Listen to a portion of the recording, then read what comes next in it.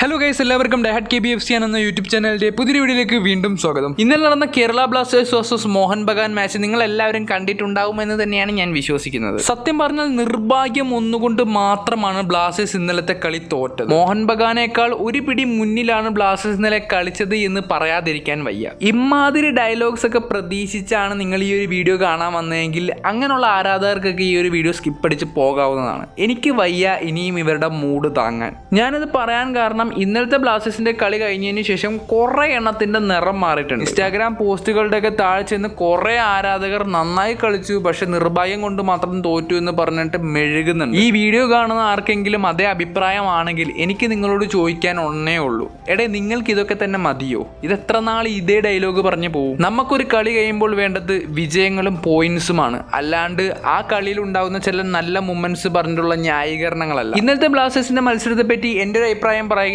കുറച്ചു നേരം ബ്ലാസ്റ്റേഴ്സ് ബോധത്തോടെ കളിച്ചിട്ടുണ്ട്, കുറച്ചു നേരം ആർക്കോ വേണ്ടി കളിച്ചു, കുറച്ചു നേരം എന്തിനോ വേണ്ടി കളിച്ചു, അവസാനം തോൽക്കും. സ്ഥിരം പല്ലവി തന്നെ, ഒരു മാറ്റവും ഇല്ല. ബ്ലാസ്റ്റേഴ്സിന്റെ കളിയേക്കാൾ ഇന്നലെ ഞാൻ മോഹൻ ബഗാന്റെ കളിയാണ് ശ്രദ്ധിച്ചത്. സാധാരണ അവർ കളിക്കുന്ന ഒരു പാറ്റേണിലേ അല്ലായിരുന്നു അവർ കളിച്ചത്. അവർ ഇന്നലത്തെ മത്സരത്തിൽ ആദ്യ പകുതി ഒന്നും കളിച്ചില്ല എന്ന് തന്നെയാണ് എൻ്റെ ഒരു അഭിപ്രായം. അതുകൊണ്ടായിരിക്കും ബ്ലാസ്റ്റേഴ്സ് കളിച്ച പോലെ നമുക്ക് ഫീൽ ചെയ്തത്. മോഹൻ ബഗാന്റെ ശരിക്കുള്ള കളിയൊക്കെ അവസാനത്തെ ആ ഒരു 10-15 മിനിറ്റിലാണ് പുറത്തു വന്നത്. ഒരു ചാമ്പ്യൻ ടീം എങ്ങനെ കളിക്കുന്നു ആ ഒരു മെന്റാലിറ്റിയോടെയാണ് ഓരോ പ്ലേയേഴ്സും കളിച്ചുകൊണ്ടിരുന്നത്. ബ്ലാസ്റ്റേഴ്സ് കളിച്ചില്ല എന്നൊന്നും ഞാൻ പറയുന്നില്ല, കളിച്ചു. ബട്ട് ഞാൻ പറയില്ല, എൻഡ് ഓഫ് ദി ഗെയിം നമുക്ക് വേണ്ടത് 3 പോയിന്റും വിജയവുമാണ്. അതുകൊണ്ട് തന്നെ നിർഭാഗ്യത്തിനെ പഴിച്ചുകൊണ്ട് വെറുതെ അവരെ സപ്പോർട്ട് ചെയ്യാൻ പോകരുത്. കാരണം ഇനി സപ്പോർട്ട് ചെയ്താൽ ബ്ലാസ്റ്റേഴ്സ് ജയിക്കാൻ പോകുന്നില്ല, പകരം മാനേജ്മെന്റ് ആയിരിക്കും ജയിക്കുന്നത്. നിങ്ങൾ എല്ലാവരും ഒരു കാര്യം മനസ്സിലാക്കുക, ഏഷ്യയിലെ തന്നെ ഏറ്റവും കൂടുതൽ ആരാധക പിന്തുണയുള്ള ഒരു ക്ലബ്ബാണ് കേരള ബ്ലാസ്റ്റേഴ്സ്. ആ ഒരു ക്ലബ്ബാണെങ്കിൽ ലീഗിൽ 10ാം സ്ഥാനത്താണ് നിൽക്കുന്നത്. നമ്മൾ ഇതിൽ കൂടുതലൊക്കെ ഡിസേർവ് ചെയ്യുന്നുണ്ട് ഗൈസ്. നിങ്ങൾ എല്ലാവരും മനസ്സിലാക്കുക. നമ്മുടെ ഇമോഷൻസ് ഒക്കെ മുതലെടുപ്പിച്ച് ഇനിയും ബ്ലാസ്റ്റേഴ്സ് മാനേജ്മെന്റിന് പൈസ ഉണ്ടാക്കി നിങ്ങൾ കൊടുക്കരുത്. ആരാധകരോട് ഒരു രീതിയിലുള്ള കമ്മിറ്റ്മെന്റും കാണിക്കാത്ത ഒരു മാനേജ്മെന്റ് തന്നെയാണ് നമ്മളുടേത്.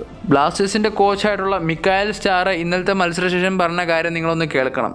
തൻ്റെ ടീമിന്റെ പെർഫോമൻസിൽ താൻ വളരെയധികം ഹാപ്പി ആണെന്നാണ് പുള്ളി ഇന്നലെ പറഞ്ഞത്. എന്ത് കിട്ടിയിട്ടാണ് പുള്ളി ഇത്രയധികം ഹാപ്പി ആയത് എന്ന് എനിക്ക് മനസ്സിലായില്ല.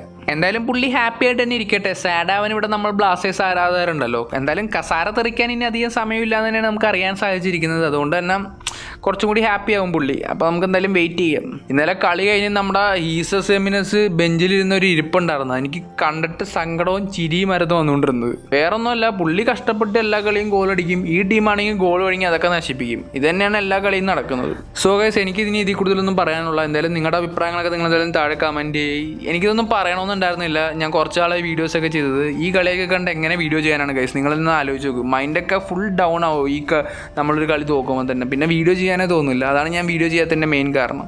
എന്തായാലും ഞാൻ എനിക്ക് ചെയ്യാൻ പറ്റുന്ന രീതിയിലൊക്കെ ചെയ്യാൻ ബ്രോ. സോ എന്തായാലും ഞാൻ ഈ വീഡിയോ ഇവിടെ അവസാനിപ്പിക്കുകയാണ്. വീഡിയോ ഇഷ്ടമാണെങ്കിൽ ലൈക്ക് ചെയ്യാനും ഷെയർ ചെയ്യാനും സബ്സ്ക്രൈബ് ചെയ്യാനും മറക്കരുത്. മറ്റൊരു വീഡിയോ ആയിട്ട് നമ്മൾ വീണ്ടും കണ്ടുകൊടുത്തായിരിക്കും. Bye bye, stay tune guys.